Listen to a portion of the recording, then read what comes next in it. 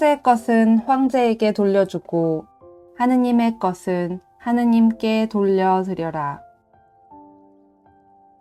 예수님께서 예루살렘에 입성하셨을 때 군중은 그분을 다윗의 자손이라고 부르면서 환호했습니다. 다윗의 자손은 마테오 복음서에서 하느님 나라가 가까이 왔다고 선포하러 오신 그리스도를 일컫는 호칭입니다. 이런 배경에서 예수님과 한 무리의 사람들 사이에 특이한 대화가 펼쳐집니다. 예수님께 질문을 던진 사람들 중 몇몇은 헤로데 당원들이었고 다른 몇몇은 바리사이들이었는데 이 두 집단의 사람들은 로마 황제의 권력에 대해 서로 다른 의견을 가지고 있었습니다. 그들은 예수님께 로마 황제에게 세금을 내는 것이 합당한지 아닌지에 대한 그분의 생각을 묻습니다. 이는 예수님으로 하여금 황제에 대해 우호적이거나 적대적 입장 중 어느 한쪽을 선택하지 않을 수 없도록 하려는 의도입니다. 그리고 둘 중에 어느 쪽을 선택하든 그분을 고소할 근거로 삼으려는 것이었습니다. 하지만 예수님은 그들의 질문에 또 다른 질문으로 답하십니다. 곧 당시 통용되던 동전에 새겨져 있는 초상이 누구의 것이냐고 물으신 것입니다. 그것이 황제의 초상이었기에 그분께서는 다음과 같은 말씀으로 답하십니다. 황제의 것은 황제에게 돌려주고 하느님의 것은 하느님께 돌려드려라. 그런데 황제에게 돌려주어야 할 것은 무엇이고 하느님께 돌려드려야 할 것은 무엇일까요? 예수님은 하느님께서 첫자리에 계심을 상기시켜 주십니다. 사실 로마 제국 시대의 동전에 황제의 초상이 새겨져 있었던 것처럼 모든 사람 안에는 하느님의 모습이 새겨져 있습니다. 유다교 랍비 전통조차 동전에 새겨진 초상의 예를 들면서 각 사람은 하느님의 모습대로 창조되었다고 다음과 같이 확언합니다. 한 사람이 자신의 초상을 본뜬 주형으로 동전을 주조할 때는 모든 동정들의 형태가 거의 다 같다. 그러나 왕 중 왕이신 분, 찬미받으셔야 할 거룩하신 분께서 당신의 모습을 담은 주형으로 첫 번째 인간을 주조해내시고 이어서 각 사람을 주조해내셨는데 그 누구도 자신의 동료 인간과 똑같지는 않다. 그러므로 우리는 모두 오직 하느님께만 우리 자신을 드릴 수 있습니다. 우리는 오로지 그분의 것이고 그분 안에서 자유와 존엄을 발견합니다. 인간의 그 어떤 권력도 이와 동일한 충실성을 요구할 수는 없습니다. 누군가 하느님을 알고 그분께 합당한 자리를 내드리도록 우리를 도울 수 있는 이가 있다면 바로 예수님이실 것입니다. 예수님께 있어서 사랑한다는 것은 생각과 마음을 다해 또 힘을 다해 그리고 생명까지도 바치면서 하느님 아버지의 뜻을 행함을 의미합니다.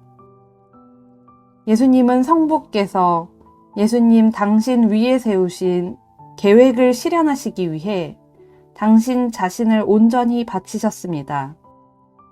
복음은 예수님이 항상 전적으로 성부를 향해 계셨음을 우리에게 보여줍니다.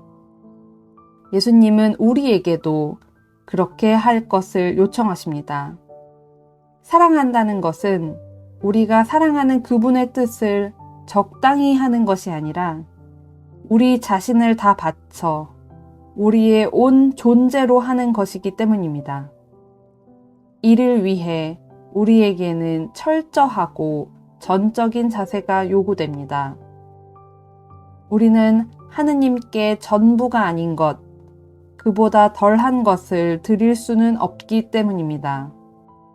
곧 온 마음을 다하고, 온 영혼을 다하고, 온 정신을 다하여 드려야 합니다.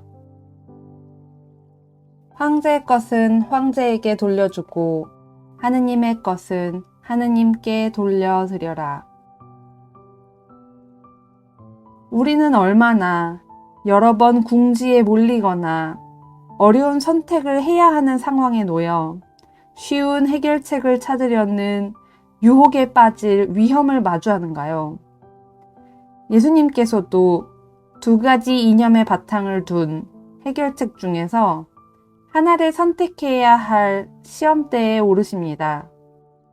하지만 그분께서는 사랑이 가장 중요하며 하느님 나라가 오는 것이 우선이다 라고 하는 당신의 생각을 분명히 하십니다. 이 말씀에서 비롯되는 다음과 같은 질문들을 우리 자신에게 던져보도록 합시다. 우리의 마음은 명성과 평판, 일확천금을 가져다주는 직업적인 성공에 사로잡혀 있지는 않은가? 또 성공한 사람들이나 여러 인플루언서들을 우러러보고 선망하지는 않는가? 혹시 우리는 하느님께 속한 자리를 다른 것들에 내주고 있는 것은 아닌가? 예수님께서는 당신의 답변을 통해 우리도 우리의 가치관을 진지하고 깊이 있게 헤아려 보도록 이끄시며 질적으로 도약하라고 제안하십니다. 우리는 마음 깊은 곳의 양심에서 때때로 가느다란 목소리, 알아들을 수는 있으나 어쩌면 다른 소리들에 덮여 잘 들리지 않는 그 목소리에 귀를 기울일 수 있습니다. 바로 이 목소리가 우리로 하여금 형제의 길을 지칠 줄 모르고 찾아 나서도록 이끌어주며 시대사조를 거슬러 가면서까지 항상 이러한 선택을 새롭게 할 용기를 줍니다.